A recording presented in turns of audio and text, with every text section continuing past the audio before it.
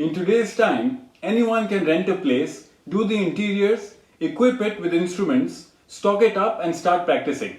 But what does it take to hold all of these aspects together for 180 years? In today's video, Baman sir shares with us pearls of wisdom about managing a successful eye care practice. The success of his efforts and experience are clearly seen at Aid & Shaw & Co. Why have we not improved in our communication with the customer? I still see the same communication which I saw my dad doing way back in 1970, where even half the optometrists were not born. At that time also people used to say, चश्मा नहीं पहनेगा तो number बढ़ेगा. भाई कौन से book में लिखा है? आज भी people are saying this only. Why are we stressing out patients? Why are we putting a fear factor in them? Why are we unnecessarily creating an issue in their minds? So your number has increased. How can your number increase? This is not the way you address a change in a prescription. It is called an error of refraction. It is not a disease. It's an error somewhere in your body. By wearing glasses, you are becoming an emmetrope. That means you are having 100% vision. That doesn't mean you have weak or bad eyes. It's just that you require a little help. It's like wearing a pair of shoes and walking. Why don't you walk bare feet? Similar, you are giving yourself a little help. Spectacles are not the problem, they're the solution. They are absolutely a solution. And they are a good solution. Can you imagine what people must have done about 100, 150, 200 years back? A Maya must have gone banging into every wall. Can you think of that amount of stress that person must have had? I cannot see what is happening to me. At that time people used to do voodoo and limbu, kumaving and all that, and all that crap. We are still doing the same today also. I have had so many educated parents taking a child to a physician, taking him to a nutritionist, then taking him to a psychologist, and getting the child to understand that he is not doing well in class, and all that child required was a simple refraction. And the simple refraction, -1 cylinder or something, whatever, makes no difference, whatever it is. The child starts seeing, he starts performing. So how many people are actually educating their clients when they come to the store? How many people educate on pediatric ophthalmology? Or what an optometrist should do? An optometrist is not only examining eyes, right? You're a professional where you have to understand everything in a block, including nutrition, orthopedic, customer psychology, refraction, all these things included, everything. In a nutshell, you have to be prepared for anything a customer throws at you, and you have to understand. So there are many books which I have read which suggest that all refractive errors are not associated with your scleral length in your cornea. It could be associated with pressure on the 6th or the 7th nerve also. But today nobody is paying attention to that. You give a 0.25 at 70 degrees, the customer sees better. You start wearing your glasses, otherwise your eye will get spoiled. But nobody is referring to an ENT. Nobody is referring for sinusitis or migraines or a severe ear infection or wax in the ears. This can also generate a quarter spherical, a half spherical, because there is pressure on the 6th and 7th nerve. It can, because eventually a prescription is also associated with the cornea. Why don't we think logically instead of just writing something and then trying to justify that we are correct? No, you are not right. I'm sorry. You are not right in just writing a prescription card. I challenge you, 90% don't even know why it is called a prescription card. Do you know? Do you know why it's called a prescription card? Previously, there was no optometry as a science. Okay? So ophthalmologists had this refraction card and they used to write the prescription what is required below that. So they used to write, you take so and so medication and you take this as oral and take this application. That's why it used to be called as a prescription card. So they used to write your error of refraction and they used to write the prescription of what you require to take orally or in application. That's why it's been called a prescription card. And we are still continuing it, though we don't write a prescription. A prescription means medication. It does not mean refractive error. Now you know. And 90% of people don't even know why this is there, but they'll say this is a prescription card. It is not. When an ophthalmologist give it to you, it's a prescription card. When you're writing, it's an error of refraction. There's a vast difference between both. You try and write a prescription card and the guy will come in and put you behind bars. The one thing I've always observed about you is that you say what you practice. And I have many of these I have seen happening in your store, in John Co. So how have you been able to kind of build this trust? Very difficult. Yeah. Extremely difficult. Very embarrassing at first. Very difficult at first. But then it becomes a part of your life. You cannot do it any other way. First of all, to say the truth is very difficult. That we all know. Yeah. Secondly, to make a customer understand from where he is coming and then trying to re-explain to him that this is not, that is not. It's very difficult to refuse something which is your bread and butter. So, like through my years of practice, I have understood that a 1.25 difference sometimes is not giving that change to a customer that warranties a new pair of glasses. So why should I do it? So I say you wait. And over the years I have understood that a lot of conditions would lead to a 0.25, 0.5 difference. A change, fluctuation in your astigmatism. A fluctuation in your overall corneal etiology, which eventually gives a small change.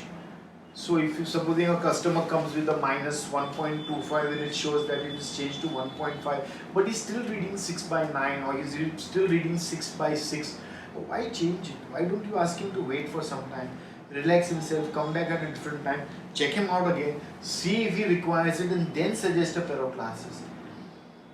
Because supposing you make it the customer then say हमको कुछ फर्क नहीं पड़ता है, then what do? You can't justify your mistake, no? So I have over the years come to understand that just unnecessary making a pair of glasses, especially for people who have got lenticular sclerosis, diabetic condition, hypertension, psychiatric problems, drug abuse, these are people you should be very wary of when you are actually doing an eye examination or suggesting a new pair of glasses. Because supposing that damn thing changes, what are you going to do? We are not first of all in the eye testing room taking a proper history. This I challenge any optometrist, even ophthalmologist. We are not taking the right history. What is the problem? Sir, थोड़ा नजदीक का दिखता नहीं है, दूर का दिखता नहीं है. हाँ ठीक है, ऐसा करेगा, ऑटो रिफ्रैक्टोमीटर करेगा, and फिर छोड़ देगा. So this is not the way a refraction is done. Refraction requires a lot of thinking, common sense, theoretical values. And I don't understand another thing. Why are we using big words in front of customers? Do they get impressed? So many people say, I got astigmatism. So I ask, what is that? I don't know. Please explain. It is not meant for you to learn. It's a definition which I have to understand and make you understand in simple languages. I've got macular degeneration. What is degeneration? No, what doctor bola, अरे पर वो है क्या? So all these unnecessary big words you use, these are okay when you're sitting in a classroom and discussing. What does the customer understand? It's not. I don't feel it right for you to just put some theoretical jargon to the customer. No, why should we? What point are you creating? On the contrary, certain people will be thinking, साला कुछ समझ नहीं पड़ा, आधा घंटा निकाला, अभी दूसरे जगह जाके चश्मा बना के लिए. So, like you said, you know, how has it? See, it's helped me because my conscience is clear. I have never made a fool of anybody. And saying the truth is very easy to remember what you told that person. Yes, I have got, my staff also fights with me. So you're losing an order. I'm not losing an order. I'm getting trust. And trust is what has built this company. Yes. And it was the vision of my forefathers. I cannot move away from that. You see, we don't have targets in my store. No company person has the guts to come and tell कि इतना मेरे को चश्मा बेच के दो, मर जाएगा वो, इधर ही गाड़ देगा उसको. My discretion, my system, my shop, my commitment to give the best solution to the customer. You can't say कि sell my progressive. Get out. Who are you? Or you give me in writing that if I sell it, it has to fit, otherwise you will pay me double charge. No way company is willing to do that. But if all speak the same language, now all these companies will come down to the knees. So if you are inclined to give your customer the best refractive solution, you should have the guts to also accept that sometimes a change in spectacles is not necessary. Just when a customer walks in, don't squeeze him out of his money. That money can be useful somewhere else. Give him the right advice. Ask him to come back for a reflection. I've done it so many times. Sometimes I feel I'm not getting a right answer for the customer. It can be the customer has come with some problem which he's carrying into the store. It could be he's mentally disturbed. It could be that he's extremely tired. It could be that his tear film is not right. It could be that he's had diarrhea. It could be n number of reasons for me not to do a refraction. So I write it down on a piece of paper. I write down there in block letters not to make, re-refraction to be done in 4 days, 6 days, whatever gut feeling I have. And I say, bhai, ye leke jao, you come back again, we will do a refraction. Because today, what is missing in the entire world is trust. That there is no doubt. Nobody trusts anybody. But why should I lose it? Why can't I have people trusting me? Why can't I say the truth? Why can't I live up to my oath which I have taken when I am joining Aftermath? Why can't I set standards for my students and for my staff? And I can only set standards if I maintain my self-dignity. Otherwise, who will follow me? Why should they follow me? I have to set some standard for me. I should show an improvement year on year, then my staff will show an improvement year on year. If I become complacent, why should my staff follow me?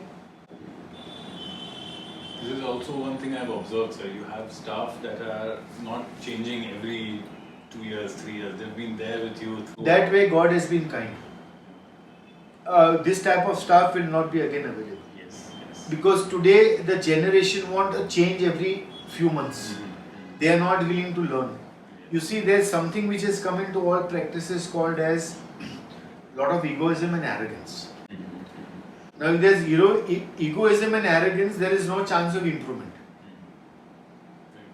For example, your wife, she's a physiotherapist. Tomorrow, if she says, I know it or I don't require to consult anybody, it's a downfall.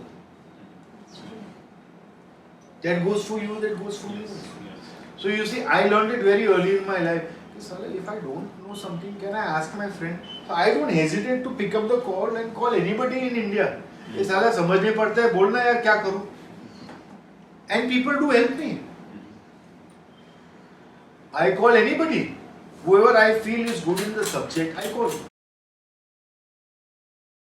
And then if it doesn't happen, I discuss with them, if you don't know, you ask somebody you know, no?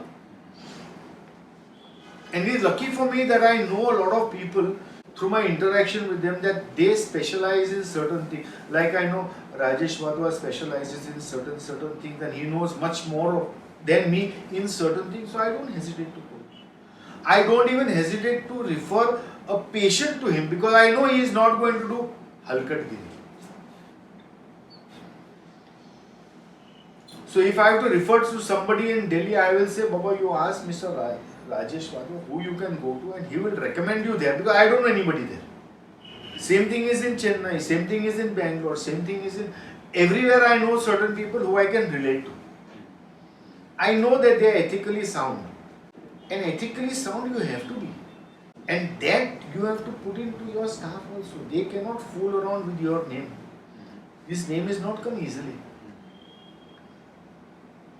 Today, if you have a store and you have developed that store over 5, 10, 15 years, you have worked hard for that name. Nobody can come and jack it up. You should not allow it. That is your baby. You can't allow anyone to fool around with your baby. So this is my temple. I don't go to temples and all. This is my temple. I worship this place. Because this is a part of my growing up. I've been here since I was a baby, born, adolescence, fooling around, farting around, flirting around. Everything I've done from here. And it's my passion. And staff also. Regular interaction, regular upgradation. See, everybody is not going to have that growth. But people are going to learn from you. They are going to follow from you. They are going to learn in your footsteps. They are going to give customer the suggestion which you have given another customer. They are looking at you. When you reach a certain standard or certain place in life, people observe you. First they used to observe my father. Then they were observing me. Now they will observe my children. Every time you have to fade away. You can't remain here for the rest of your life. Who wants to? I would love to go to the ferries. Enough. So this staff you will not get. But you can get staff like this provided you are willing to spend time on training them. But training you must do first. Don't call company people. Company people have given a format. You have to develop that format. You have to explain in your own words that format.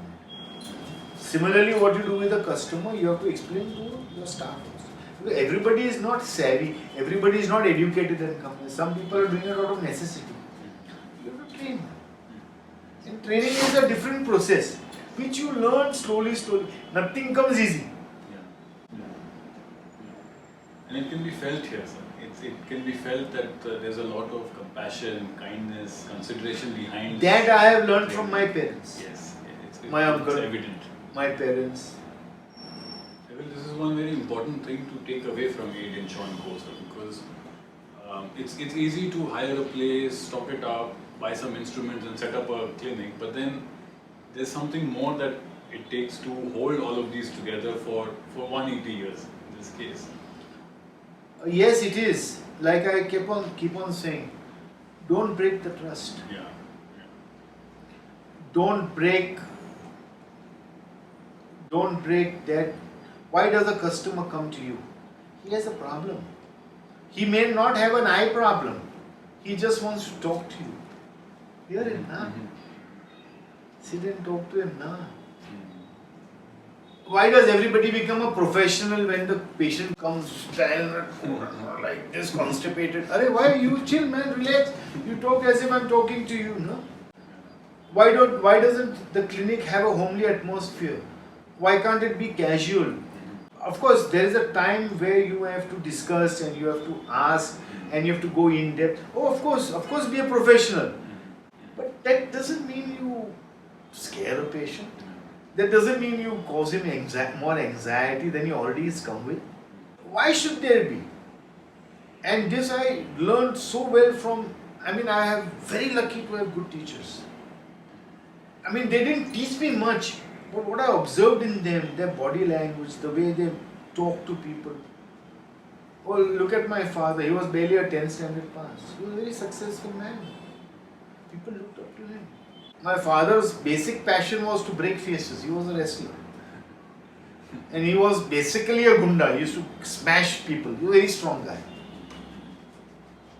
But he had no formal education. Today people have grooming classes. What you want to learn how to shake hands or what? No. So to make a team, it's not done overnight. It takes years to build a team.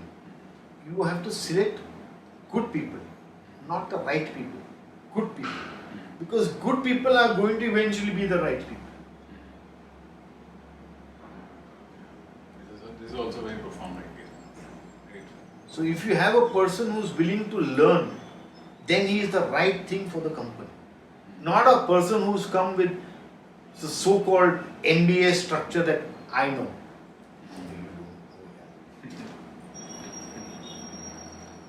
Learning how to cross the road and actually crossing the road is a world of a difference.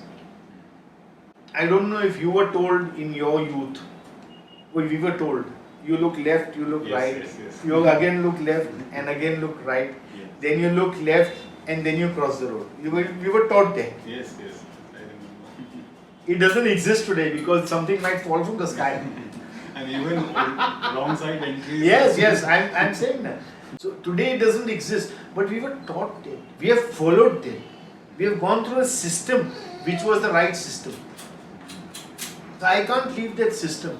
I can't leave the philosophy. Some considerations that maybe patients should take or consumers should take, even if Patients don't know. Patients, consumers, clientele don't know. If they knew, they would not come to you. It is your job to educate them on everything you say. It is your job to understand what you have learned, to make it into easier language and explain to the customer. It is your job to pacify the consumer. When a consumer, I say, always understand, it is anything. You can call it a patient, you can call it clinical, you can say anything, it is a consumer. It is your job to make him feel comfortable. It's your job to go to any depths to satisfy his need. It is your job never to see the time and work.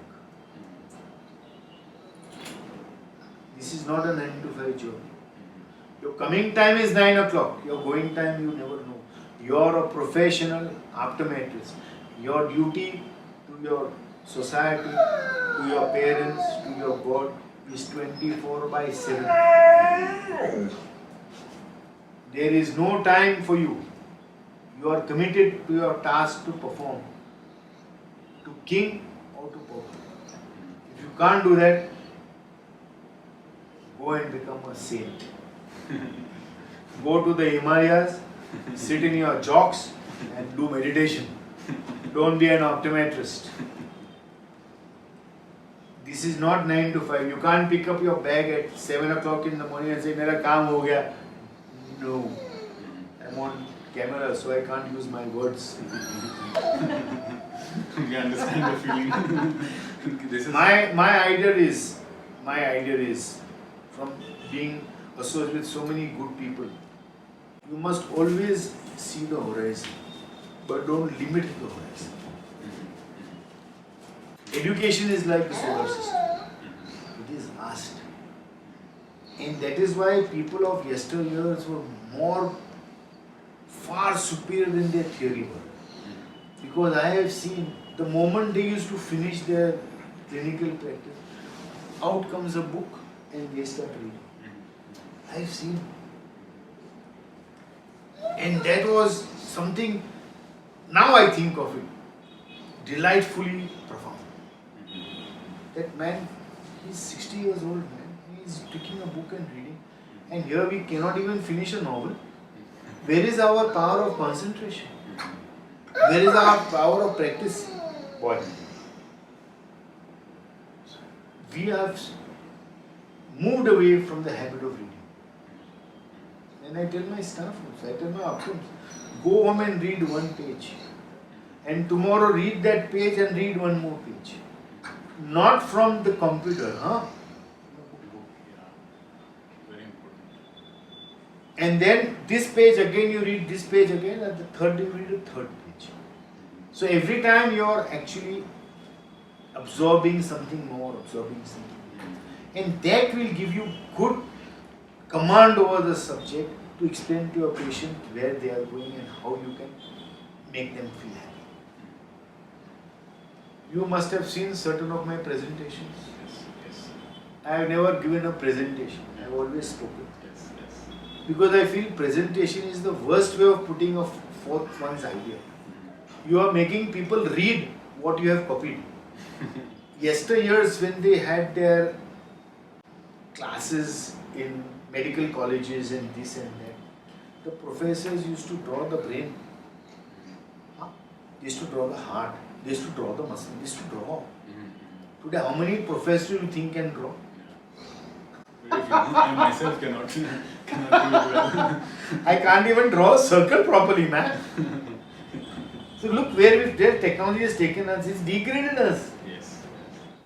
We are extremely grateful to Mr. Baman Bharucha and everybody at Aiden Shaw & Co. for their generosity and kindness. We promise to bring you more of such videos where we explore some more specific themes and topics. Do stay tuned.